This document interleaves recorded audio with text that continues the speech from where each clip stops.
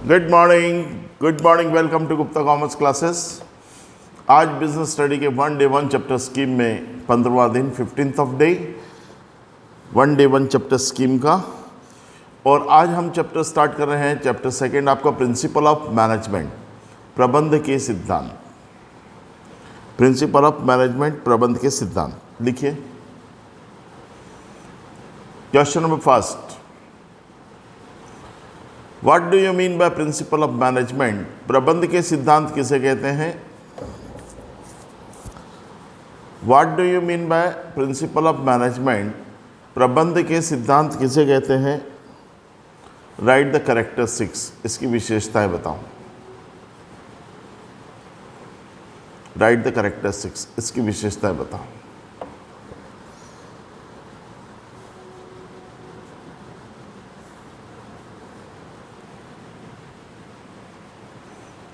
Answer लिखिए।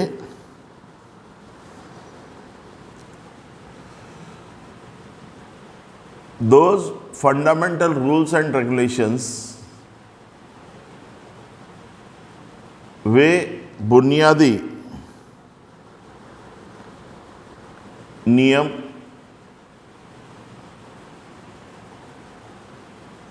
which are adopted by the management, वे बुनियादी नियम जो प्रबंधकों द्वारा कार्य के निष्पादन, those fundamental rules regulations which are adopted by the management for work performance, which are adopted by the management for work performance is called principle of management। वे बुनियादी नियम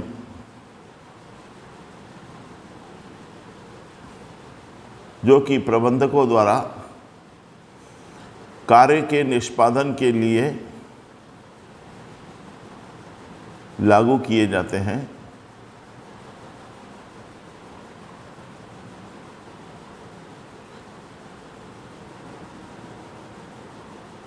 तथा संस्था के लक्ष्य को प्राप्त किया जाता है, and achieve the goal of the institution, and achieve the goal of institution, तथा संस्था के लक्ष्यों को प्राप्त किया जाता है, प्रबंध के सिद्धांत कहलाते हैं। इस कॉल्ड प्रिंसिपल ऑफ मैनेजमेंट। जैसे फॉर एग्जाम्पल प्लानिंग, नियोजन, ऑर्गेनाइजिंग, संगठन, स्टाफिंग, नियुक्तिकरण,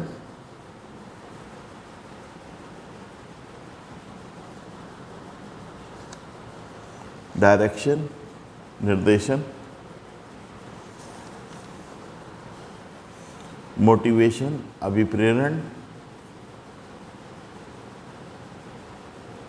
एंड कंट्रोलिंग, तथा नियंत्रण।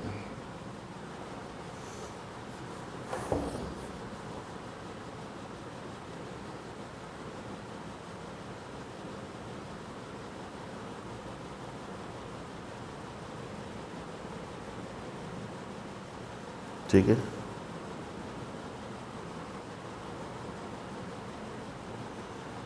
अब देखते हैं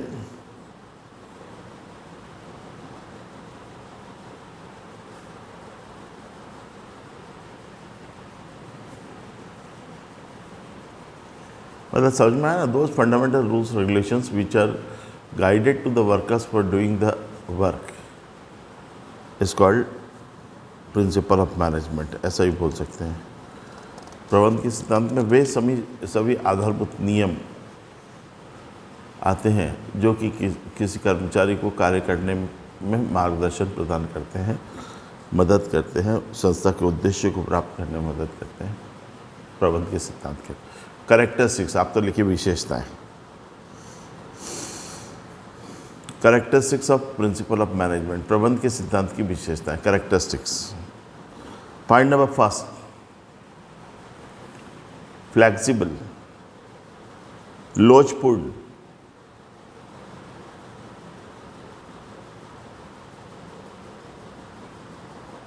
नॉट राइड, RIGID, लोचपूर्ण न कि कठोर।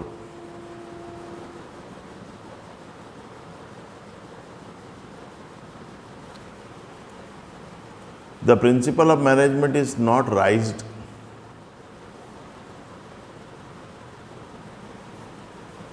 प्रबंध के सिद्धांत कठोर नहीं होते। इट इज फ्लैक्सिबल, यह लोचपूर्ण होते हैं। इट मीन्स अर्थात it can be change according to situation, अर्थात परिस्थितियों के अनुसार इन्हें परिवर्तित किया जा सकता है। It can be change according to situation, अर्थात इन्हें परिस्थितियों के अनुसार परिवर्तित किया जा सकता है।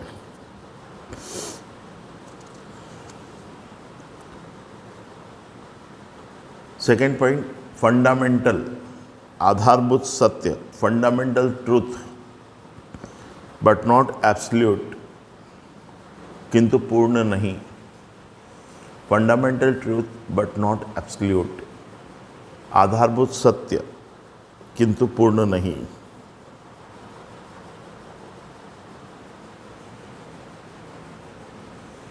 Principal of management is fundamental truth but not absolute.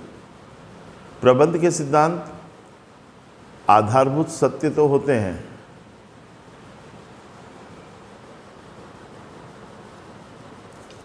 किंतु पूर्ण सत्य नहीं होते। But not absolute, it means अर्थात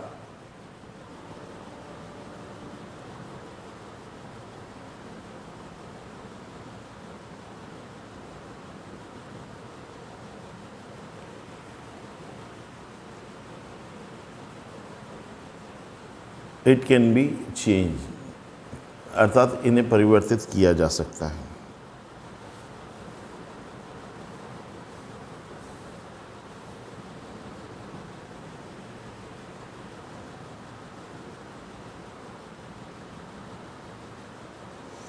third point, dynamic and not static, गतिशील न कि स्थैतिक, गतिशील न कि स्थिर।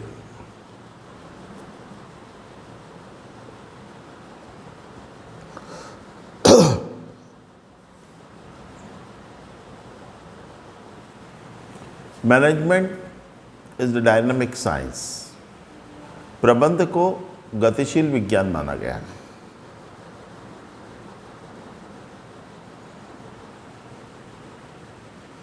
प्रबंध को गतिशील विज्ञान माना गया है।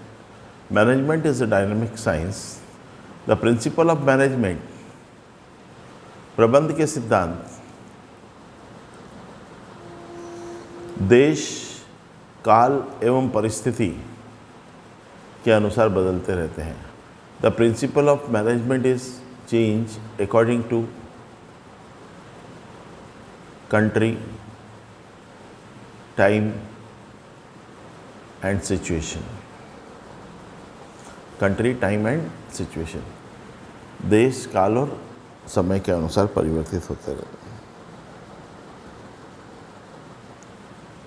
नेक्स्ट पॉइंट, सापेक्षिक, रिलेटिव नॉट एब्सोल्यूट, सापेक्षिक न कि निरपेक्ष।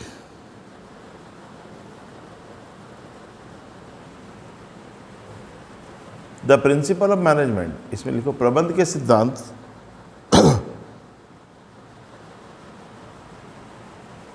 निश्चित परिस्थितियों एवं मान्यताओं पर आधारित होते हैं। The principle of management is based on certain situations and assumptions.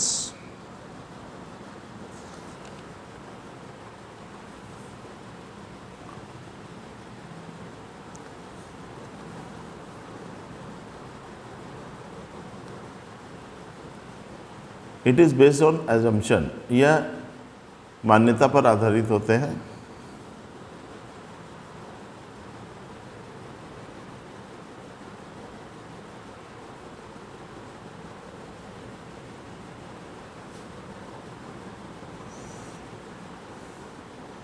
In positive situation, अनुकूल परिस्थितियों में ही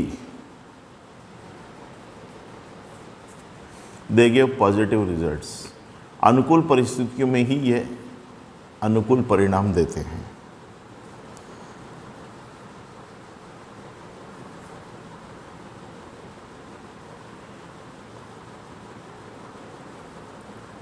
अनिश्चित प्रकृति, uncertain nature and not exact, अस्थिर प्रकृति न कि अटल।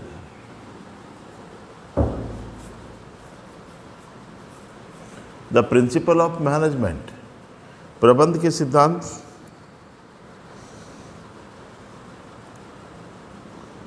अनिश्चित प्रकृति के होते हैं। The principle of management is uncertain in nature.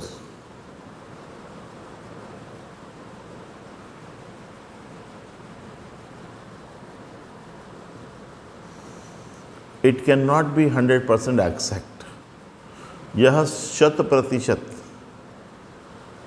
अटल नहीं होते।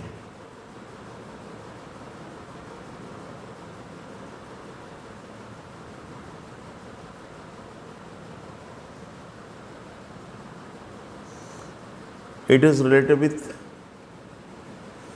यह मानवीय एवं सामाजिक परिस्थितियों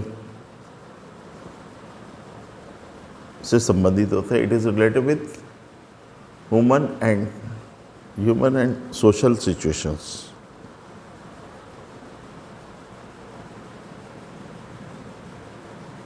सामाजिक एवं मानवीय परिस्थितियों से संबंधित होते हैं। सो फॉर, अतः इट इज अनसर्टेन, अतः यह अनिश्चित होते हैं। अगला पॉइंट, सार्वभौमिक, यूनिवर्सल। सार्वभौमिक, universal.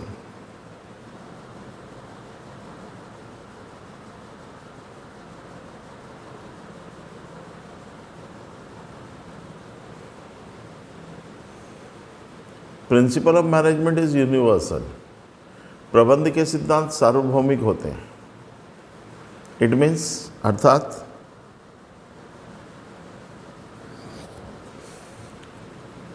It is applicable eight everywhere, अर्थात यह प्रत्येक स्थान पर लागू होते हैं।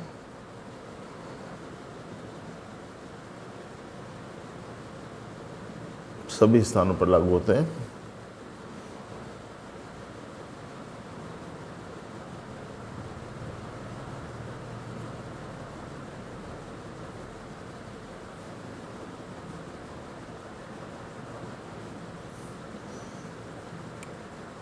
अगला लिखो, based of policies, based on policy, नीतियों पर आधारित।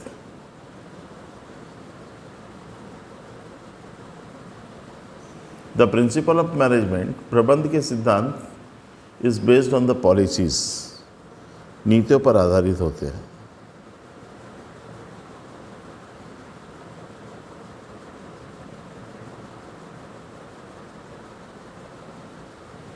एंड पॉलिसीज शोज, नीतियां बताती है कि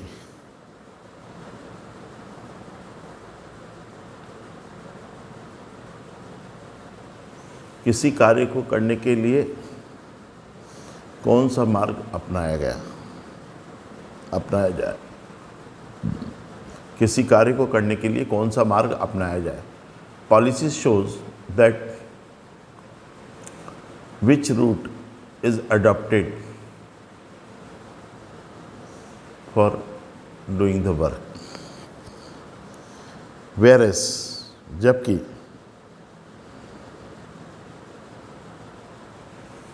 principles are based on the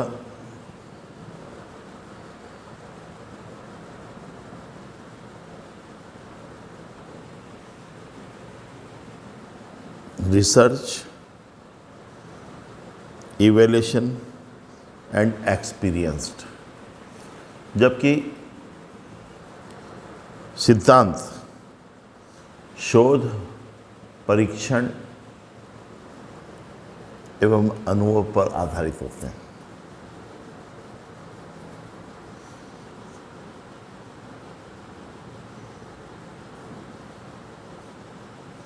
ठीक है, हो गए 5 पॉइंट, बहुत है। अगला लिखिए, explain the importance of principle of management.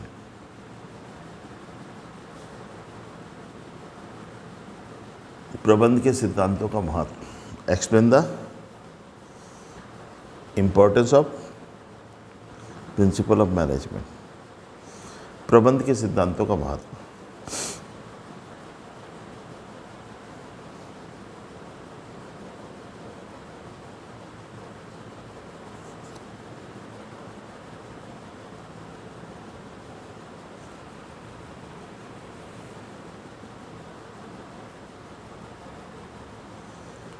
मनुष्य जीवन का आंसर, मनुष्य जीवन का प्रत्येक कार्य सिद्धांतों के द्वारा ही संचालित होता है।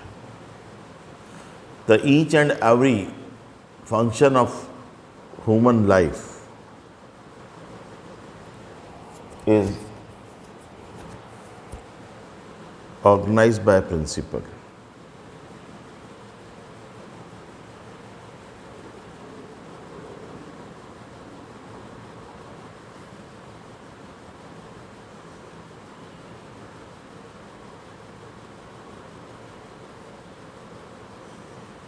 It is life blood for the management. यह प्रबंधकों के लिए जीवन रक्त के समान होता है।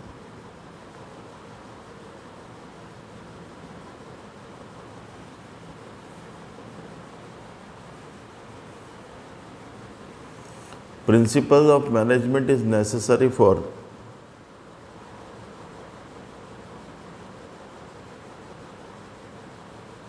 Effective management. प्रभावी प्रबंध को प्रभावी बनाने के लिए प्रबंधकीय सिद्धांतों का होना आवश्यक है। Principal of management is necessary for making effective management.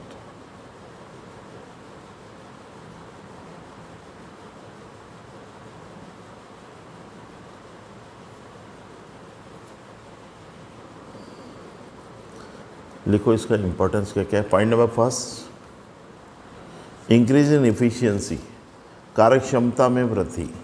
Increase in efficiency, कार्यक्षमता में वृद्धि।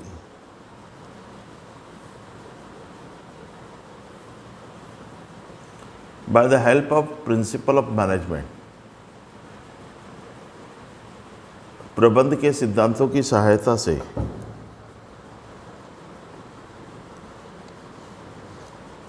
the working efficiency of employees या persons are increases। प्रबंध के सिद्धांतों की सहायता से कर्मचारियों की कार्यक्षमता में वृद्धि होती है and reduce in the risk, तथा जोखिम में कमी होती है।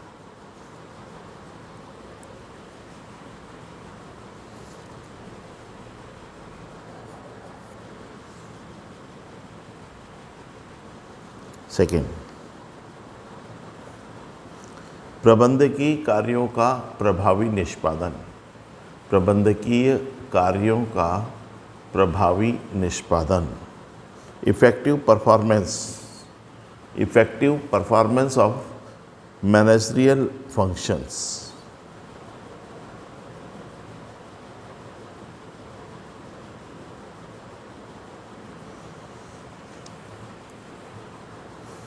Effective performance of managerial functions, प्रबंधकीय कार्यों का प्रभावी निष्पादन। लिखो इसमें, by the application of principle of management, प्रबंधकीय सिद्धांतों को लागू करके by the applicable of principle of management,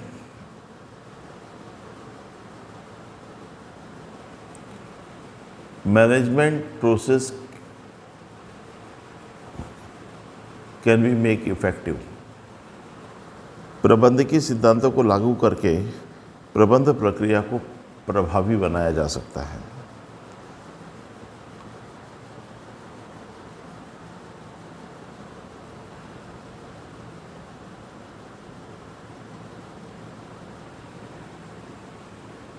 planning, नियोजन, ऑर्गेनाइजिंग, संगठन,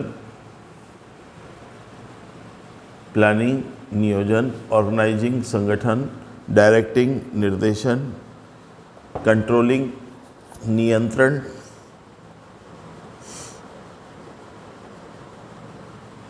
लीडरशिप, नेतृत्व,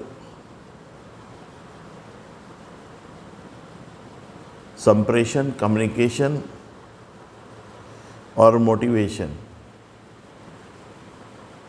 तथा अभिप्रेरण।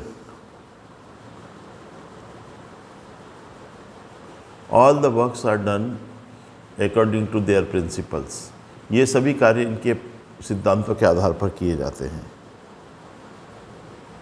All the works are done according to their principles. ये सभी सिद्धांत इनके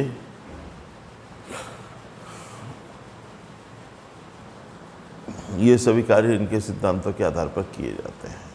ठीक है, अगला लिखिए।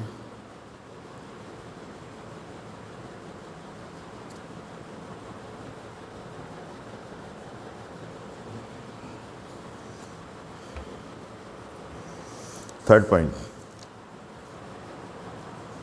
डेवलपमेंट ऑफ राइट अप्रोच, सही दृष्टिकोण का विकास।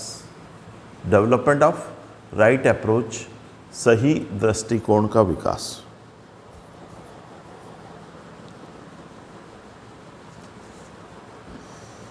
Principle of management is the summary of knowledge. प्रबंधकीय सिद्धांत ज्ञान का सार होता है।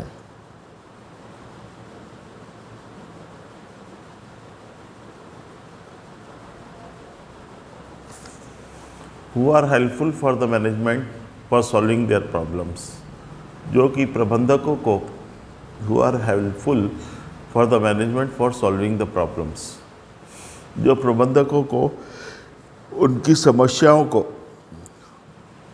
हल करने में सहायक होता है।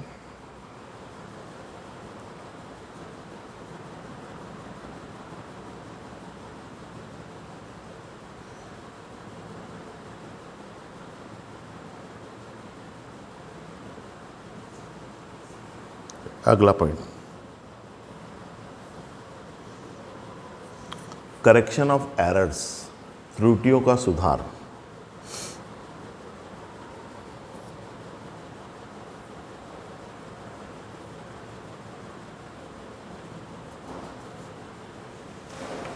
करेक्शन ऑफ एरर्स, प्रबंध के सिद्धांतों का अनुसरण। The follow-up of principle of management is helpful for correction of mistakes. Is helpful for correction of mistakes. प्रबंध के सिद्धांतों का अनुसरण प्रबंधकों को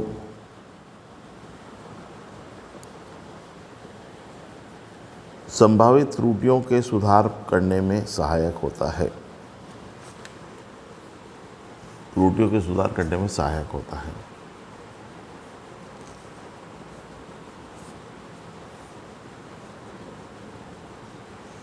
अगला, शिक्षण प्रशिक्षण स्तर में सुधार। Improvement in the standard of education and training. शिक्षण एवं प्रशिक्षण स्तर में सुधार। इम्प्रूवमेंट इन द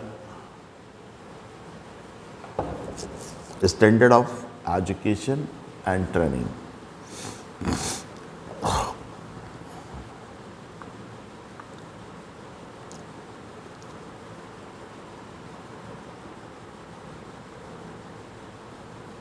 प्रबंध के सिद्धांतों की सहायता से bye the help of principle of management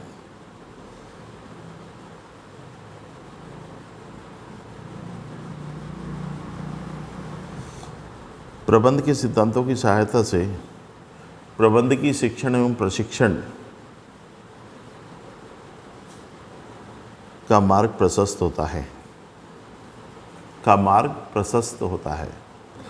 by the help of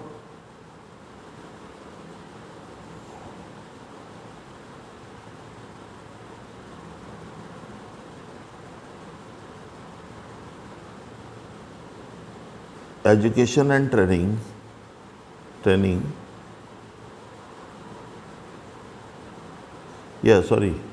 bye the help of principle of management, प्रबंध के सिद्धांतों की सहायता से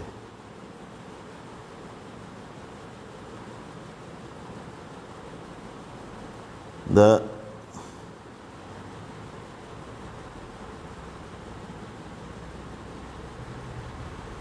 management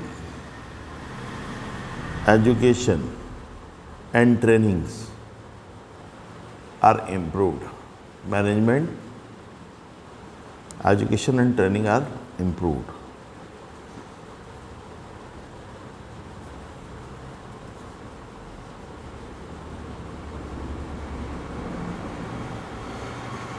In the absence of this principle, इन सिद्धांतों के अभाव में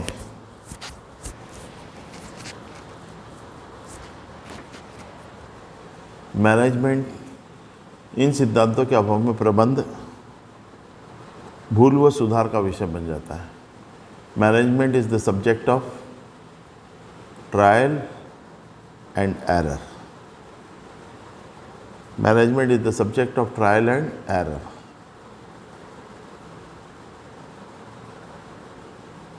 अगला पॉइंट, बेनिफिट टू सोसाइटी, समाज को लाभ।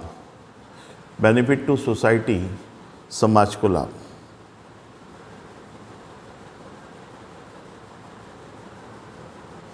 By the help of principle of management, प्रबंध के सिद्धांतों की सहायता से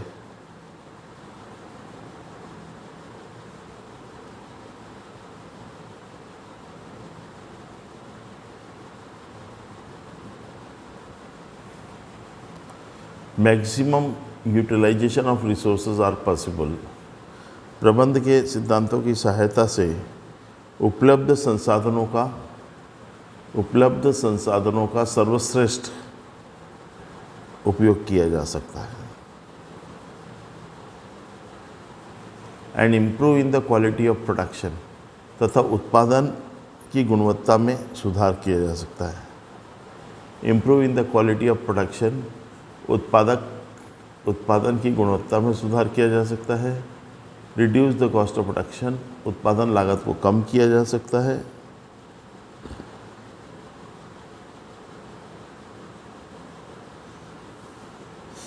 फॉर विच, जिससे कि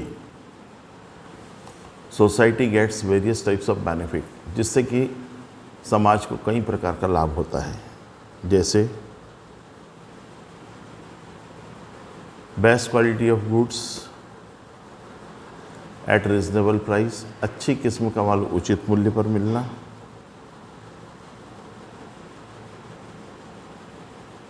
best quality of goods at reasonable price, अच्छी किस्म का माल उचित मूल्य पर मिलना। Increase in the job opportunities, रोजगार के अवसरों में वृद्धि होना।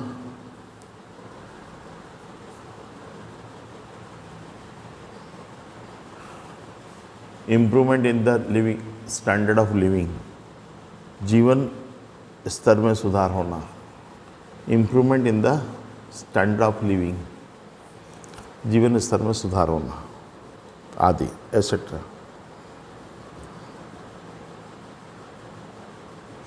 Helpful for solving the problems, समस्याओं के समाधान करने में सहायक। बस ये लास्ट लिखा है, समस्याओं का समाधान करने में सहायक। Principal of management is helpful for solving the problems, प्रबंधकीय सिद्धांत समस्याओं के समाधान में सहायक होते हैं।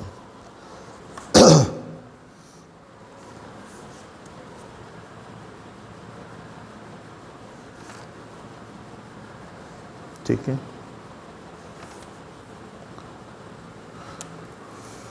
अगला लिखिए प्रश्न। Next question, explain the principle of management by Fayol.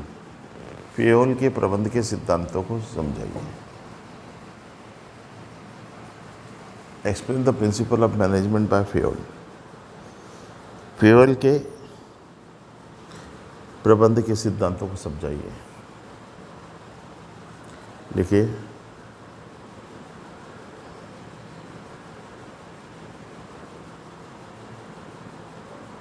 Mister Henry Fayol. Henry Fayol प्रबंध के सिद्धांतों के जन्मदाता हैं। Henry Fayol, mister Henry Fayol is the father of principle of management. Henry Fayol प्रबंध के सिद्धांतों के जनक है या जन्मदाता हैं।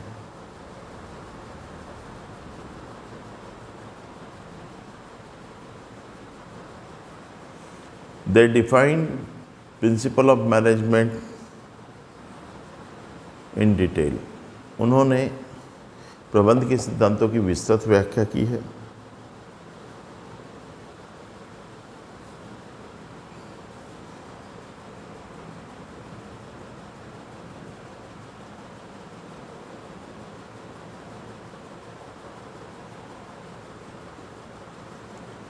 They propounded 14 principal of management. इन्होंने प्रबंध के 14 सिद्धांत बनाए।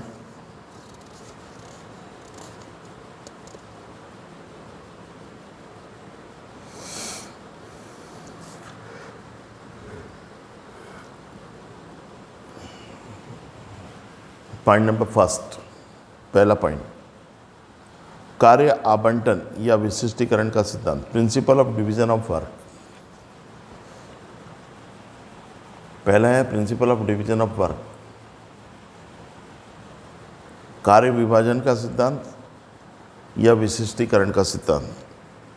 Principle of division of work और प्रिंसिपल ऑफ स्पेशलाइजेशन दोनों एक ही चीज़ है।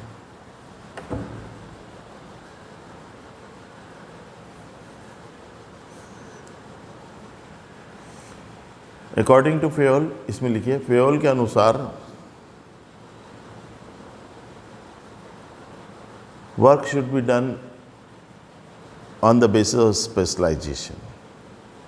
कार्य को विशिष्टीकरण के आधार पर किया जाना चाहिए। Work should be done on the basis of specialisation. कार्य को विशिष्टीकरण के आधार पर किया जाना चाहिए। इट मीन्स, अर्थात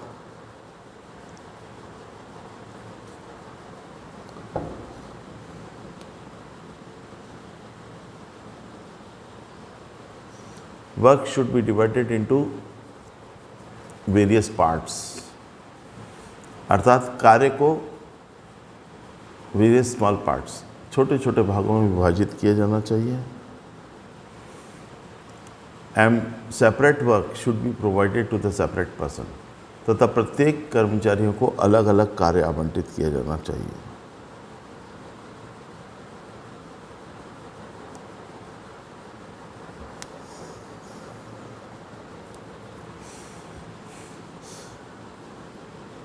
फ्रॉम विच, जिससे कि the working efficiency of workers are increases, जिससे कर्मचारियों की कार्यक्षमता में वृद्धि होती है।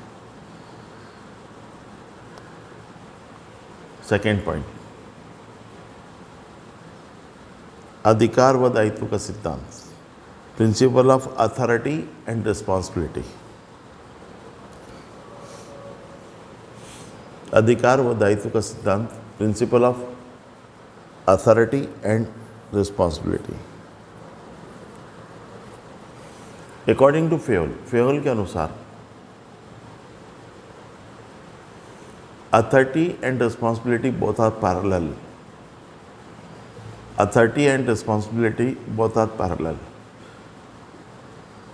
फेयोल के अनुसार अधिकार व दायित्व दोनों साथ साथ चलने चाहिए।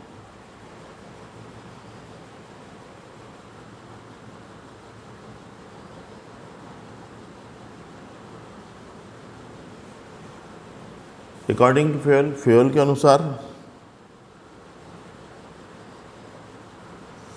उत्तरदायित्व अधिकारों का परिणाम है। Responsibility is the result of authority.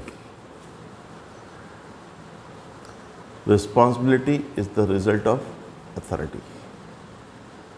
उत्तरदायित्व अधिकारों का परिणाम है।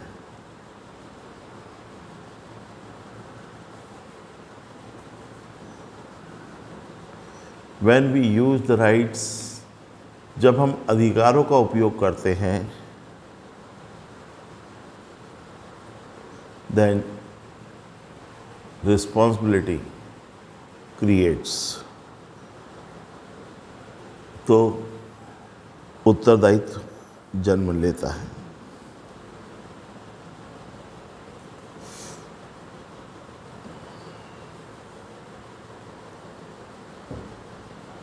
ठीक है।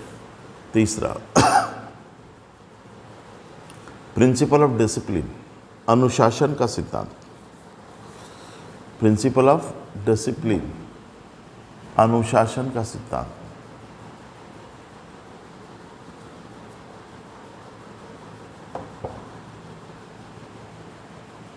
Discipline is the power of institution and key of success.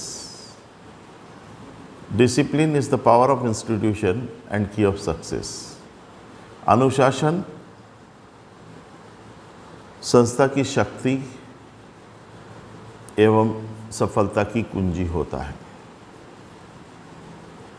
Discipline is the power of institution and key of success. अनुशासन संस्था की शक्ति तथा सफलता की कुंजी होता है।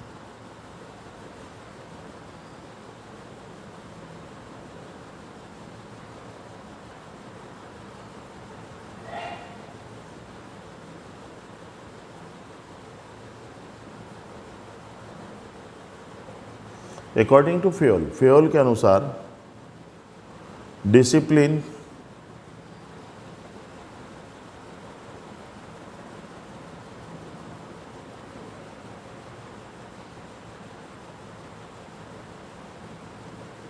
अनुशासन संस्था तथा उसके कर्मचारियों के बीच समझौते की एक स्वीकृति है। Discipline is the acceptance between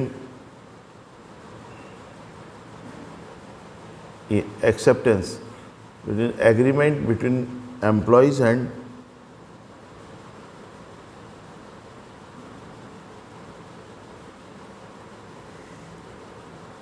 institution.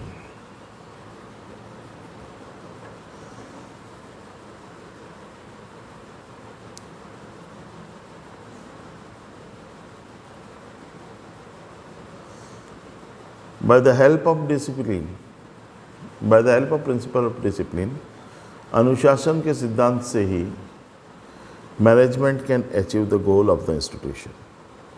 प्रबंधक संस्था के लक्ष्य को प्राप्त कर सकते हैं।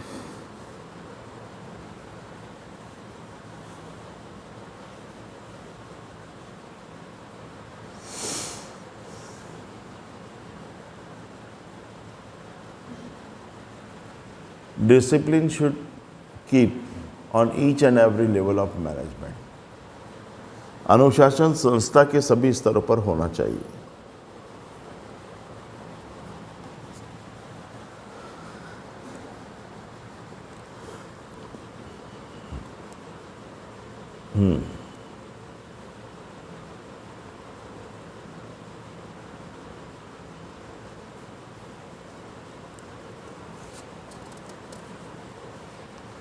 अगला पॉइंट, आदेश की एकरूपता का सिद्धांत। Principle of unity of command, आदेश की एकरूपता का सिद्धांत। Principle of unity of command, आदेश की एकरूपता का सिद्धांत। Principle of unity of command लिखो।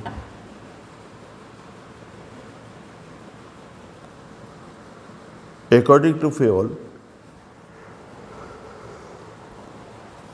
फेयोल के अनुसार one employ should have one boss. एक कर्मचारी का एक ही अधिकारी होना चाहिए। It means orders should be provided by a single officer to a particular person. अर्थात एक कर्मचारी को आदेश देने वाला एक ही अधिकारी होना चाहिए।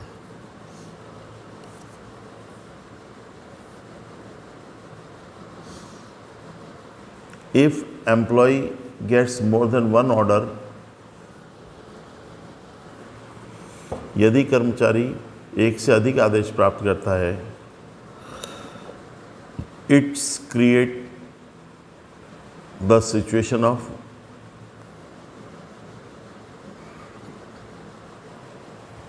यदि कर्मचारी एक से अधिक आदेश प्राप्त करता है तो भ्रम तथा विवाद की स्थिति निर्मित होती है।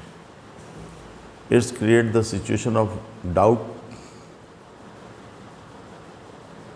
And dispute.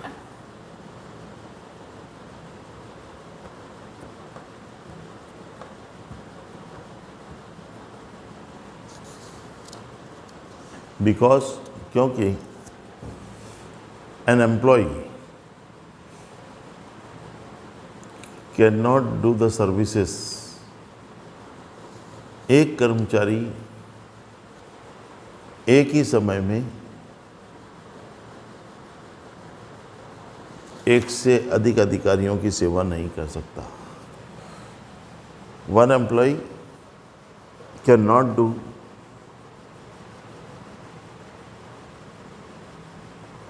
cannot provided services more than one officers at a time.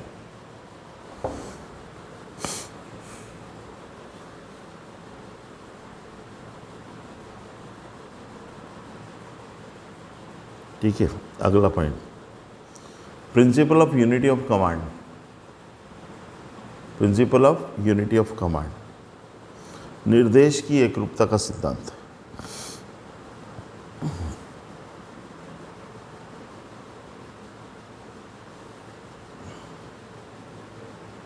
निर्देश की एकरूपता का सिद्धांत, principle of unity of command.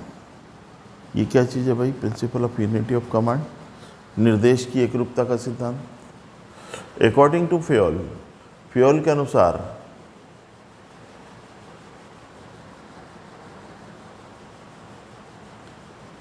किसी विशेष कार्य को करने वाले समूह को, किसी विशेष कार्य को करने वाले पूरे समूह को एक ही प्रकार के निर्देश दिए जाने चाहिए। Principle of unity of direction, according to Fayol, same type of direction should be given, same type of direction should be given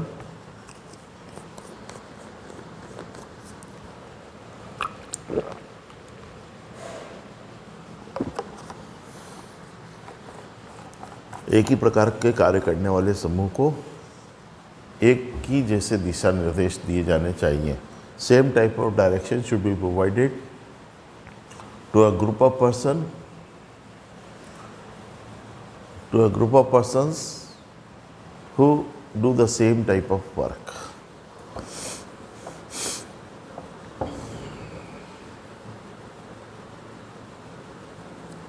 ठीक है, next point,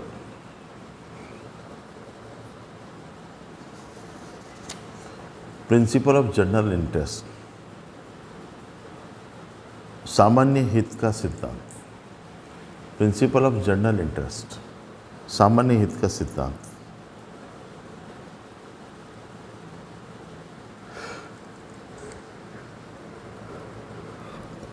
according to Fayol, Fayol के अनुसार principal of management should be based on the common interest. प्रबंध के सिद्धांत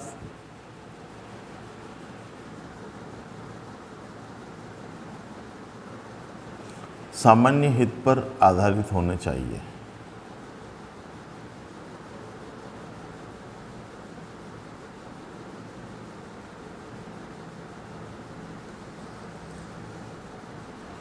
principle of management should be based on the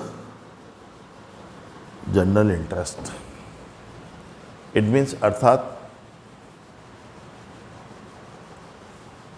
maximum ये benefit to maximum persons, इसका लाभ अधिकांश लोगों को होना चाहिए.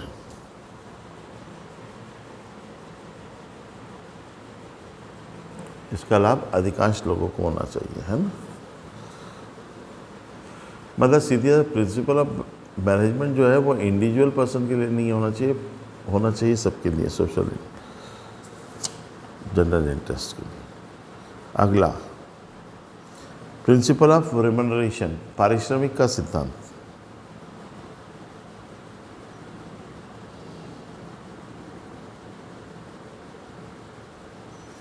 प्रिंसिपल ऑफ रेम्युनरेशन, पारिश्रमिक का सिद्धांत क्या है? अकॉर्डिंग टू फ्यूल, फ्यूल के अनुसार attractive salary should be provided to the workers, to the employees. Fayol के अनुसार कर्मचारियों को आकर्षक वेतन प्रदान किया जाना चाहिए.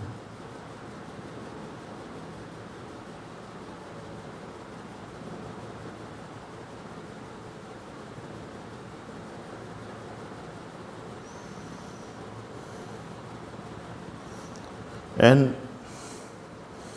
तथा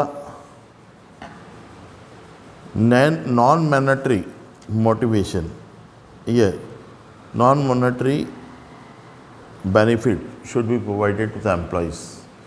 तथा कर्मचारियों को गैर मौद्रिक अनुलाभ भी दिए जाने चाहिए. Non monetary benefits should be provided to the employees. कर्मचारियों को गैर मौद्रिक अनुलाभ भी दिए जाने चाहिए, जैसे for example free medical facility, निःशुल्क चिकित्सा सुविधा,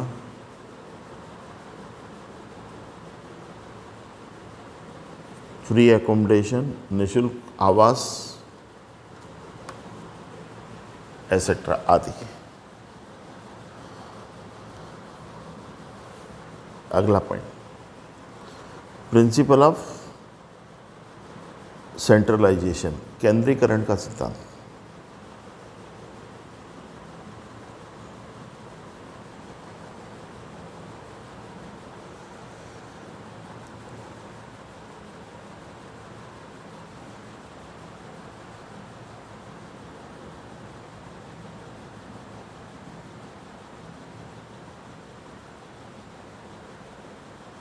प्रिंसिपल ऑफ सेंट्रलाइजेशन, केंद्रीकरण का सिद्धांत.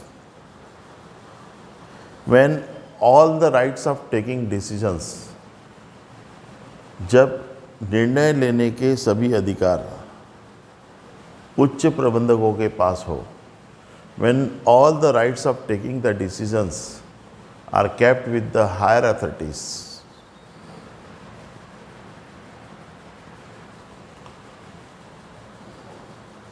जब निर्णय लेने के सभी अधिकार उच्च प्रबंधकों के पास हो तो उसे अधिकारों का केंद्रीकरण कहते हैं.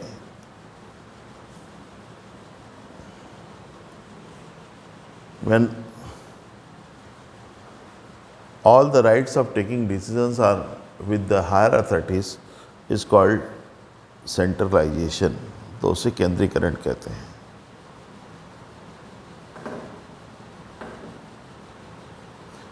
एंड तथा rights and duties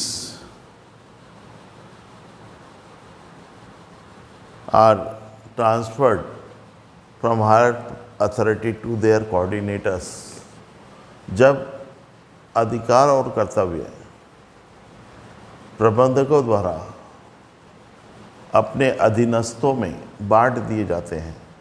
when rights and duties are transfer from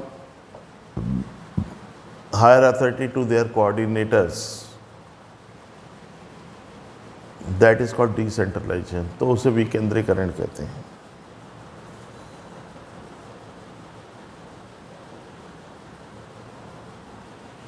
According to Fayol, Fayol के अनुसार there should be balance between centralisation and decentralisation. केंद्रीकरण तथा विकेंद्रीकरण के मध्य संतुलन होना चाहिए।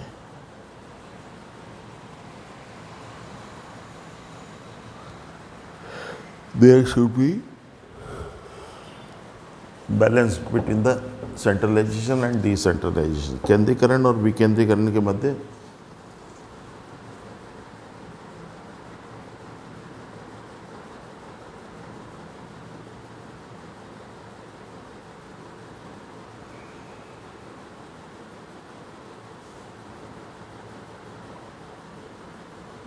बैलेंस होना चाहिए, एक संतुलन होना चाहिए। ठीक है,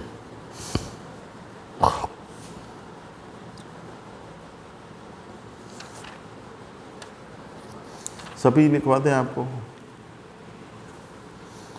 हाँ, कितने 8 तो हो ही गए, बहुत है।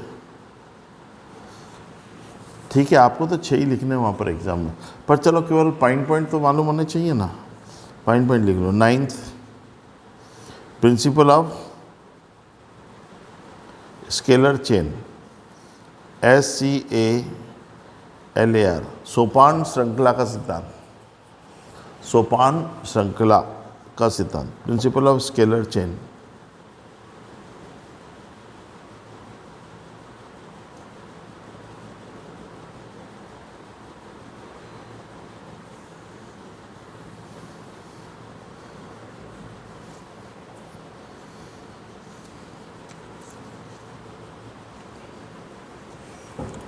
ये क्या चीज़ है बेटा? Chain between the higher authority to lower authority. संस्था के उच्च अधिकारियों से लेकर निम्न अधिकारियों तक में जो एक श्रृंखला होती है, that is called secular chain, scalar chain, उसे सोपान श्रृंखला कहते हैं।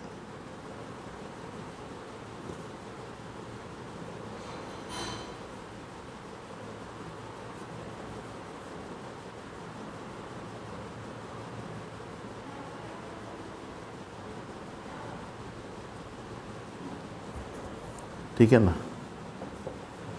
Secular chain. इसमें क्या होता है?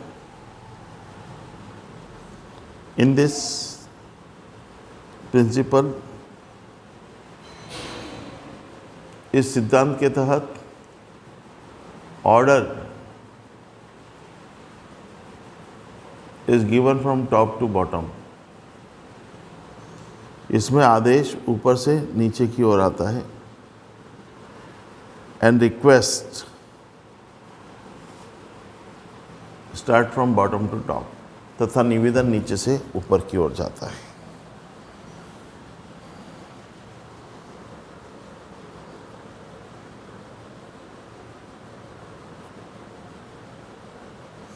प्रिंसिपल ऑफ ऑर्डर, व्यवस्था का सिद्धांत।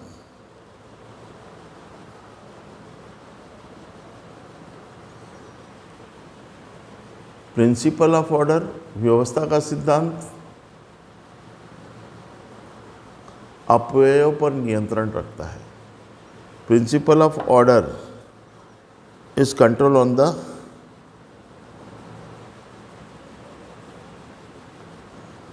एक्स्ट्रा एक्सपेंसेस, अतिरिक्त व्ययों पर नियंत्रण रखता है।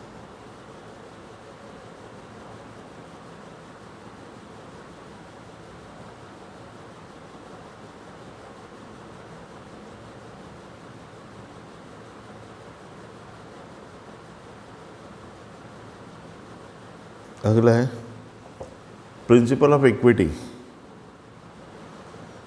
समता का सिद्धांत।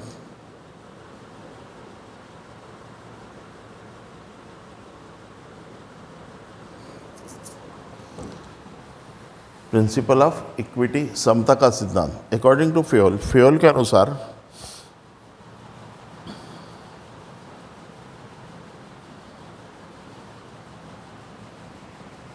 मैनेजमेंट शुड क्रिएट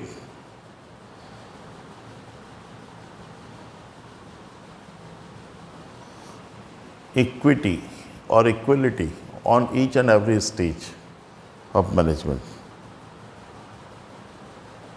प्रबंध को प्रत्येक स्तर पर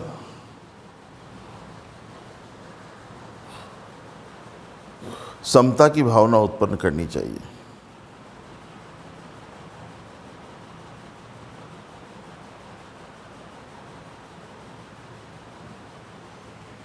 इट मीन्स अर्थात सेम टाइप ऑफ बिहेवियर, प्रबंधकों को सभी के साथ एक जैसा व्यवहार करना चाहिए.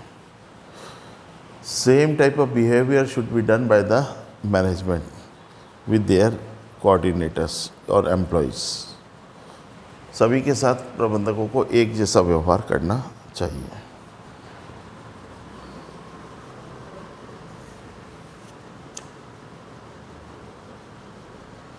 कार्यकाल में स्थायित्व का सिद्धांत, अगला पॉइंट. कार्यकाल में स्थायित्व का सिद्धांत, प्रिंसिपल ऑफ स्टेबिलिटी.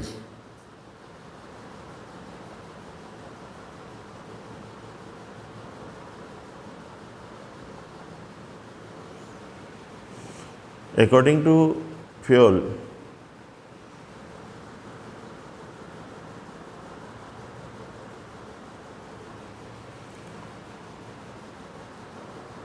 के अनुसार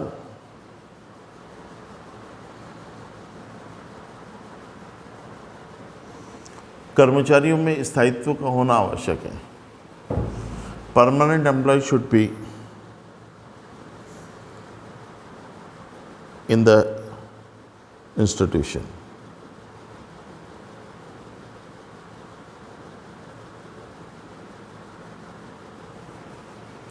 Permanency create self confidence. स्थायित्व से आत्मविश्वास पैदा होता है.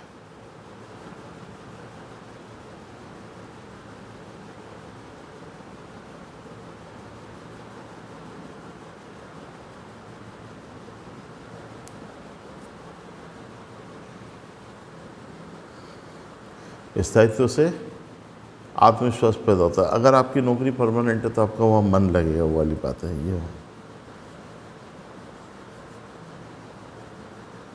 अगला पॉइंट, प्रिंसिपल ऑफ पहल का सिद्धांत. Principle of initiative. Principle of initiative, पहल का सिद्धांत.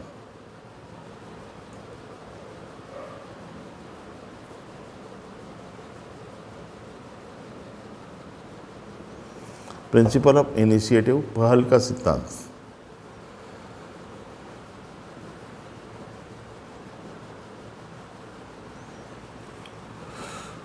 अंडर दिस प्रिंसिपल, ये अकॉर्डिंग टू फ्योल के अनुसार कर्मचारियों को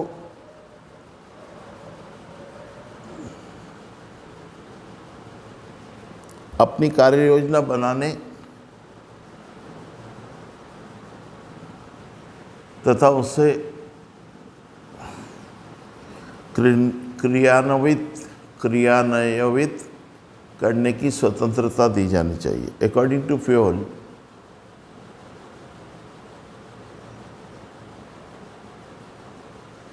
employees should have give rights to making the planning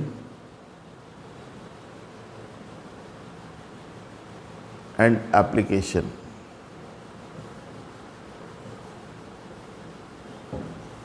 मतलब employees should have freedom to make the planning and application.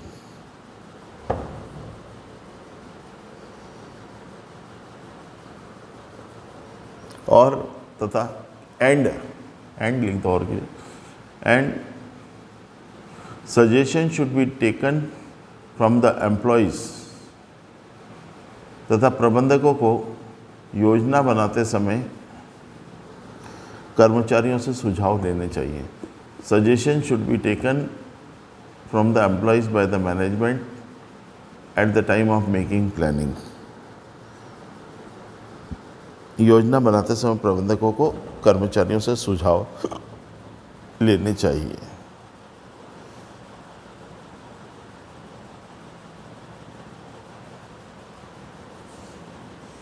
And employee should be awarded for best suggestion, तथा श्रेष्ठ सुझाव के लिए उसे पुरस्कृत किया जाना चाहिए।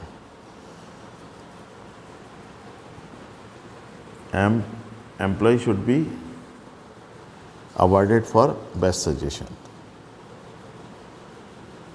और लास्ट प्रिंसिपल लिख लो, 14वां, प्रिंसिपल ऑफ स्पिरिट, समूह भावना का सिद्धांत, ESPIRIT, spirit, principle of spirit. According to Fayol, Fayol के अनुसार union is a strength, union is strength, संगठन ही शक्ति है।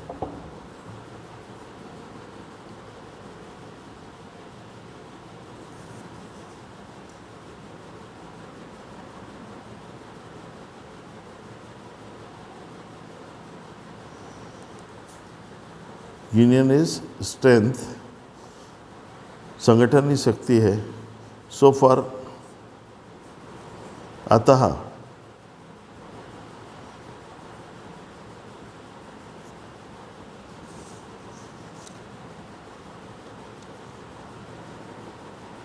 मैनेजमेंट शुड अवेयर, अतः प्रबंधकों को सहयोग तथा समन्वय की भावना जागृत करने पर विशेष ध्यान देना चाहिए। Management should be aware for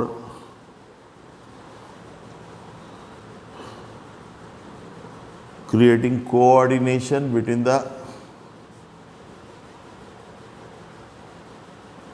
coordination and cooperation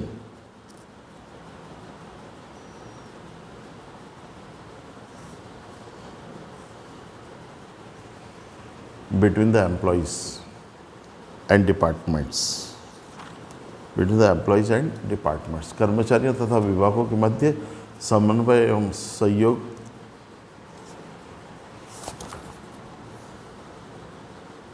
की भावना होनी चाहिए। ठीक है, तो ये मैंने कराया आपको principal of management by Fayol, Fayol के प्रबंध के सिद्धांत लिखा दिए मैंने पूरे 14 प्रिंसिपल, पर आपको 14 आते नहीं है एग्जाम में, तो मैक्सिमम 6 प्रिंसिपल्स लिखने पड़ते हैं, 6। ठीक है, फिर भी आपको याद होना चाहिए। ठीक है, बाकी क्लास हम कल लेंगे। कल आपका प्रिंसिपल ऑफ साइंटिफिक मैनेजमेंट होगा, वैज्ञानिक प्रबंध के सिद्धांत। आज की क्लास हम यहीं समाप्त करते हैं। अलविदा।